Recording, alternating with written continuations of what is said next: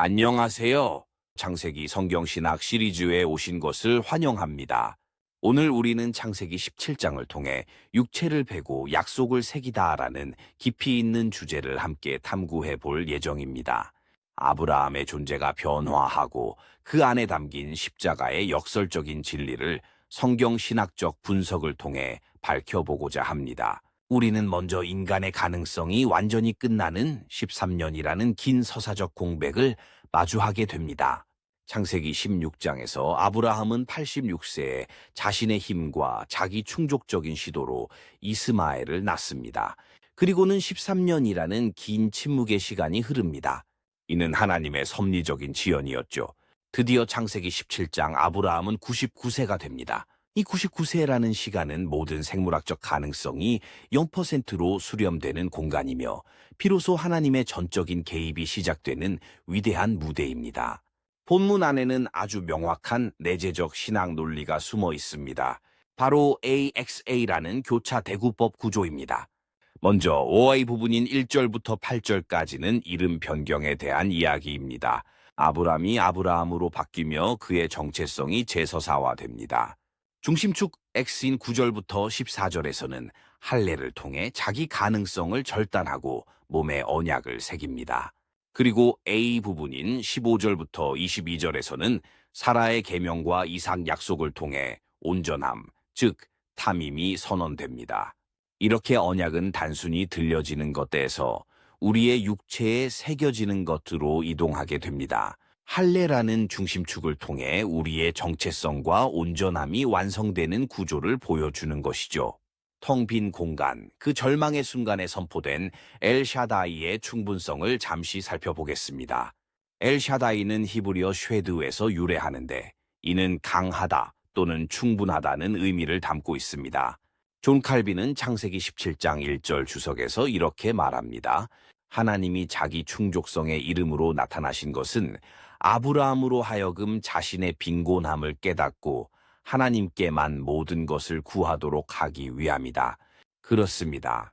요한 알브레이트 뱅엘의 말처럼 충분하신 하나님은 인간이 더 이상 없다고 느끼는 바로 그 순간에 나는 있다고 선언하십니다. 우리의 모든 것이 끝났다고 생각하는 그 자리에서 비로소 하나님의 충만하심이 시작되는 것이죠.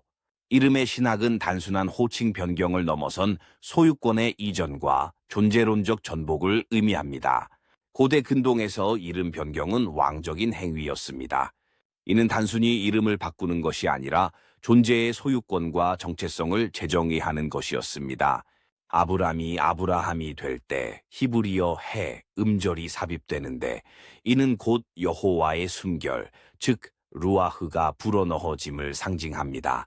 하이델베르크 요리문답 제1문은 우리의 유일한 위로가 몸과 영혼이 나의 것이 아니라 신실하신 구주 예수 그리스도의 것이라는 사실이라고 고백합니다. 이는 성취가 아닌 귀속성이 정체성의 핵심임을 말해주죠. 현대 심리학자 에릭슨은 사회적 역할과 내면의 통합을 통해 정체성을 설명했지만 서사 정체성의 리코에르는 하나님의 부르심으로의 철저한 귀속을 정체성의 본질로 보았습니다.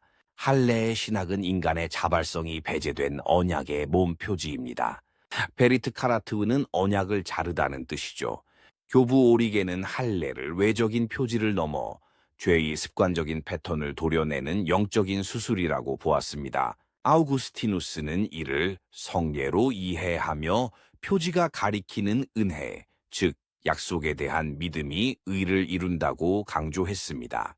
종교개혁자 칼빈은 할례를 구약의 세례와 동일시하며 내적인 실제인 죄의 죽음과 새 생명을 동일한 그리스도를 통해 가리킨다고 설명합니다. 생후 8일의 할례는 인간의 자발적인 선택이 불가능한 시기에 주어지는 철저히 일방적인 은혜의 확증이었던 것입니다. 그렇다면 참된 할례란 무엇일까요? 이는 육체의 절단에서 십자가의 찢기심으로 이어지는 놀라운 여정입니다. 창세기 17장에서 몸의 일부를 절단하는 할례는 골로사에서 2장 11절에서 12절을 통해 전인격적인 옛사람의 절단, 즉 그리스도의 할례와 십자가로 확장됩니다. 그리고 로마서 6장에서는 그리스도와의 연합을 통한 죄에 대한 죽음, 즉 세례로 완성됩니다. 철학자 레비나스의 통찰처럼 할례는 자기 가능성의 폐쇄 공간, 즉 자율적인 자아를 과격하게 찢고 들어오는 초월적 은혜의 현현입니다. 타자의 얼굴 앞에서 수동적으로 부름받는 윤리적인 주체성이 바로 여기에 있습니다. 다음은 온전함, 즉 탐임의 신학입니다. 이는 코람더, 즉 하나님 앞에서 나뉘지 않은 마음을 의미합니다. 많은 사람이 탐임을 도덕적인 완벽주의, 단순히 행동을 억제하고 자신을 통제하는 것으로 오해합니다. 하지만 진정한 탐임은 일관된 방향성, 즉 하나님께 온전히 헌신된 상태이며 나뉘지 않은 충성을 의미합니다. 존 오웬은 그의 책 조 죽임에서 이렇게 말했습니다. 죄를 죽이지 않으면 죄가 너를 죽일 것이다. 그러나 이는 내 의지의 힘이 아니라 성령의 은혜로 하는 것이다. 이는 행동 억제가 아닌 우리의 중심 욕망이 하나님께로 이동하는 것을 의미합니다. 구약의 텍스트에서 그리스도에게로 이르는 세 가지 길이 있습니다. 시드니 그레이다누스가 제시한 기독론적 접근법이죠. 첫째는 약속 성취입니다. 이는 구속사적 흐름을 동적으로 해석하는 방법입니다. 둘째는 예표론으로 역사적 사건성을 보존하는 전형적인 모형을 찾는 것입니다. 마지막으로 주제적 접근은 성경 전체를 관통하는 메타 내러티브 타임라인을 통해 그리스도를 발견하는 방법입니다. 창세기 17장의 내재적 신학은 이 세 가지 방법론을 통해 결국 십자가로 수렴됩니다. 이제 언약의 성취와 십자가를 향한 예표들을 구체적으로 살펴보겠습니다. 첫 번째 방법론인 약속 성취를 통해 아브라함에게 열국의 아버지가 되리라는 약속은 갈라디아서 3장 8절과 16절에서 아브라함의 자손, 곧 그리스도로 성취됩니다. 또한 언약의 피는 히브리서 9장 15절과 마태복음 26장 28절에서 새 언약의 중보자이신 그리스도의 피로 완성됩니다. 두 번째 방법론인 예표론을 통해서는 몸에 새겨진 할례의 표지가 골로사에서 2장 11절에서 12절에 세례와 십자가를 예표합니다. 아브라함의 새 이름은 요한계시록 2장 17절에 나오는 신자들의 흰 돌 위에 새겨진 새 이름으로 이어지고, 이삭의 기적적인 출생은 로마서 4장 17절에서 25절의 부활을 통한 새 창조를 상징합니다. 다음은 거대한 메타 내러티브, 즉 자기 충족성에서 하나님 충족성으로의 이동입니다. 창세기 11장 바벨탑 사건에서 사람들은 우리 이름을 내자며 인간의 자기 영화 프로젝트를 시작합니다. 그러나 창세기 16장과 17장의 아브라함은 자기 도움의 파산과 할례를 통한 가능성의 절단을 경험합니다. 이는 빌립보서 2장 5절에서 8절에 그리스도의 동등됨을 취하지 않으심, 즉 철저한 자기 비움인 케노시스로 이어집니다. 궁극적으로 고린도후서 12장 9절에서 10절의 바울의 고백처럼 내가 약할 그때의 강함이라는 인간 가능성의 끝에서 시작되는 하나님의 능력을 보여주는 것입니다. 오늘날 우리는 성과 사회와 편집 가능한 자아의 붕괴라는 현대 실존의 위기를 겪고 있습니다. 한병철 교수의 피로 사회가 지적하듯이 자율적인 성취 주체들은 자기 착취에 시달리고 SNS에 편집 삭제 가능한 자아는 우리에게 근원적인 불안을 안겨줍니다. 이에 대한 창세기 17장의 대안은 바로 코람더, 즉 하나님 앞에서 살아가는 삶입니다. 우리는 성취하는 자가 아니라 부름받은 자이며 수행이 아닌 관계 속에서 우리의 정체성을 찾습니다. 편집이 아닌 영원한 새김, 즉 임프린팅을 통해 우리의 정체성은 확립되는 것이죠. 신앙마저 성과로 측정하려는 현대인들에게 탐임은 실적이 아니라 방향임을 분명하게 선언합니다.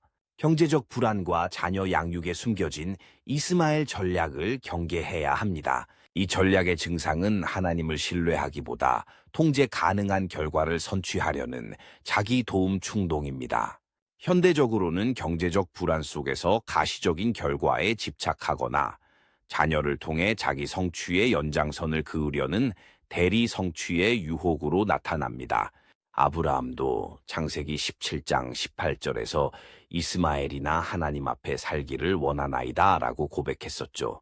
하지만 여기서 우리는 은혜의 반전을 발견합니다. 하갈의 해결책이 더 깊은 하나님의 교정을 초래했듯이 엘샤다이는 우리의 실패, 즉 이스마엘에도 불구하고 가능성이 소진된 바로 그 자리로 다시 찾아오시는 분이십니다. 이 모든 내용을 바탕으로 설교 구성을 위한 청사진을 제시합니다. 하나의 핵심 명제는 이것입니다. 하나님은 인간의 가능성이 끝나는 자리에서 우리 삶의 가장 취약한 지점에 내가 너의 하나님이라는 언약을 새기심으로 첫째, 우리의 정체성을 재구성하시고 이는 이름의 전복을 통해 이루어집니다. 둘째, 우리의 자기 충족성을 절단하시며 이는 할례의 부정을 통해 나타납니다. 셋째, 하나님 앞에서의 통합된 삶으로 우리를 부르십니다. 이는 온전함의 방향을 제시하죠. 이 모든 궤적은 결국 그리스도의 참된 할례인 십자가로 귀결됩니다. 이 마지막으로 강단을 위한 실전 템플릿, 즉 AXA 설교 아웃라인 캔버스를 제안합니다. 서론에서는 13년의 침묵, 즉 내가 해냈다 이스마엘과 신앙처럼 보일 때의 문제와 99세의 타이밍 신학을 다룹니다. 본론 1, 즉 A에서는 이름의 신학을 통해 자기 서사에서 하나님의 서사로의 전환, 현대 정체성 위기와 하이델베르크 요리문답 1문의 위로를 이야기합니다. 본론 2X에서는 할례의 신학을 통해 인간의 가능성을 끊어내는 거룩한 부정, 레비나스의 타자 개입과 골로사에서 2장의 참 할례를 설명합니다. 본론 3A에서는 온전함의 신학을 다루며 내 앞에서 행하여 완전하라는 명령, 완벽주의의 착취를 벗어난 나뉘지 않은 마음, 즉 존 오웬의 통찰을 나눕니다. 결론적으로는 우리 몸에 새겨진 그리스도의 십자가, 삭제되지 않는 새 이름과 새 창조의 선언으로 마무리할 수 있습니다. 감사합니다.